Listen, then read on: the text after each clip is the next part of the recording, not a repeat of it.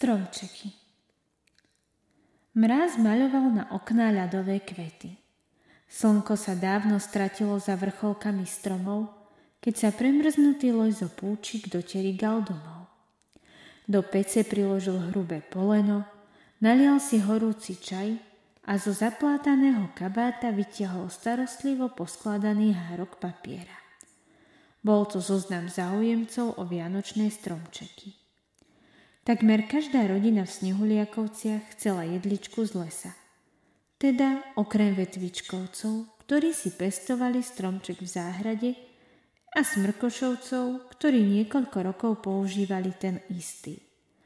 Už bol síce vyschnutý a opadaný, ale boli príliš lakomí, aby si zaobstarali nový.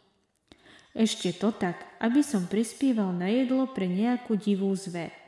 Pohoršoval sa pán Smrkoš, keď sa dozvedel, že peniaze za stromčeky budú použité na nákup ovocia pre srnky a ostatných lesných obyvateľov.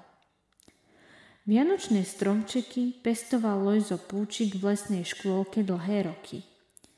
Vždy mu bolo trochu ľúto, keď sa brodil snehom krátko pred Vianocami, aby niektoré z nich vypílil.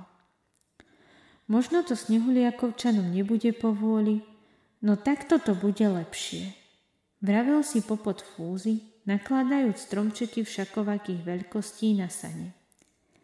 Na dvere horárne vyvesil oznam a od toho dňa nerobil nič iné, len pod chvíľou vstával z kresla na každé zaklopanie. Tento rok odmietol vypíliť čo len jediný stromček. Všetkých pekne posadil do črepníkov. Snehuliakovčania sa čudovali, ale nikto nenamietal.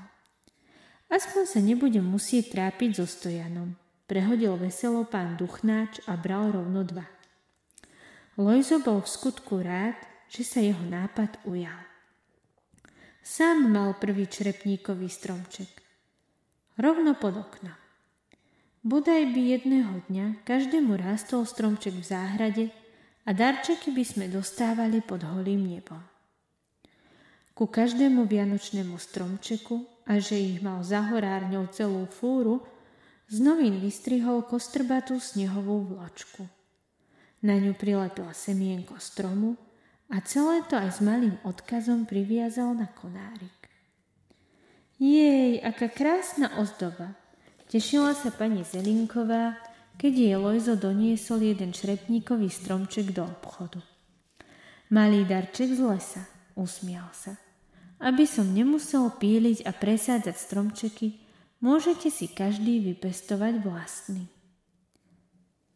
Ak sa človek krátko pred Vianocami prešiel ulicami Snehuliakoviec, mohol si všimnúť, že na oknách medzi izbovými rastlinami pribúdali črepníky, z ktorých trčal kúsok papierovej vločky.